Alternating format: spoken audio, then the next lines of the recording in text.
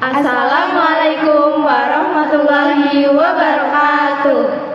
Sebelumnya, halo semuanya, kami dari kelompok 7. Sebelumnya perkenalkan, nama saya Akidatul Iza dengan NIM K732002. Kemudian rekan saya Adina Najwa Kamila dengan NIM K73240026. Saya Hanifah Azahra Alfiani dengan NIM K73240031. Saya Maro Afrilia Latifah dengan NIM K73240038. Saya Liza Nabila dengan NIM K73240037.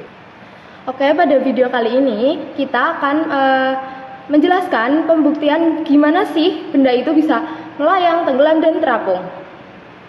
Ya, jadi alat dan bahan yang kita butuhkan dalam praktikum ini, yang pertama itu ada 3 gelas plastik, yang kedua ada 3 butir telur, yang ketiga ada garam dapur, yang keempat ada sendok atau pengaduk, dan yang kelima ada air mineral. Nah, sebelum kita lanjut, kita akan melihat dulu langkah-langkah percobaan tersebut. Yang pertama, ambil air dengan takaran 400 ml, kemudian tuangkan ke dalam cup gelas.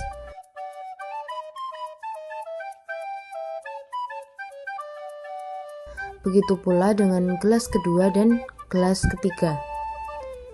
Yang kedua, tambahkan 4 sendok makan garam pada cup gelas kedua, serta 6 sendok makan garam pada cup gelas yang ketiga. Setelah itu, aduk rata kedua cup menggunakan sendok.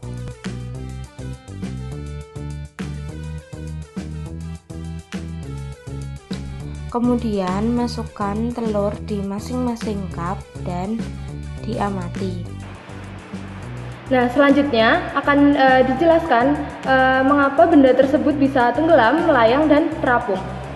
Baik, yang pertama yaitu ada yang tenggelam. Nah, pada percobaan pertama kami menggunakan air dengan volume 400 ml dan airnya itu tidak diberi garam. Nah, pada percobaan pertama telurnya itu dimasukkan, kemudian telurnya tenggelam. Nah, kenapa sih bisa si telurnya itu bisa tenggelam? Nah, telurnya bisa tenggelam itu karena massa jenis telur itu lebih besar daripada massa jenis air. Jadi gaya gravitasi itu menarik telur ke bawah. Jadi berat telur itu lebih berat daripada massa jenis air. Nah, gaya apung yang diberikan oleh air itu tidak cukup kuat untuk mengangkat telur ke atas. Hal ini sesuai dengan hukum Archimedes, di mana jika suatu benda dimasukkan ke dalam fluida atau air, maka akan memberikan gaya apung atau gaya angkat ke atas yang besarnya sama dengan volume benda tersebut.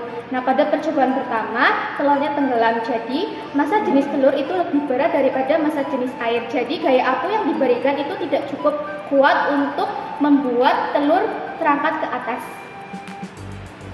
Jadi yang selanjutnya itu percobaan kedua, yaitu telur melayang di dalam air garam. Nah, pada cup kedua itu air sejumlah 400 ml ditambah dengan 4 sendok makan garam.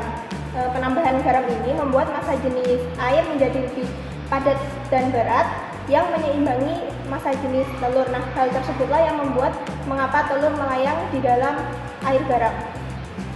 Untuk percobaan yang ketiga, air sebanyak 400 ml ditambah dengan 6 sendok makan garam. Untuk larutan garam memiliki massa jenis lebih besar daripada massa jenis telur. Akibatnya telur terdorong ke atas dan terapung di permukaan air. Nah, itu tadi penjelasan dari mengapa sih telur ini bisa tenggelam, melayang, dan terapung. Mungkin cukup sekian yang dapat kelompok kami sampaikan, kurang lebihnya mohon dimaafkan. Wassalamualaikum warahmatullahi wabarakatuh. Terima kasih.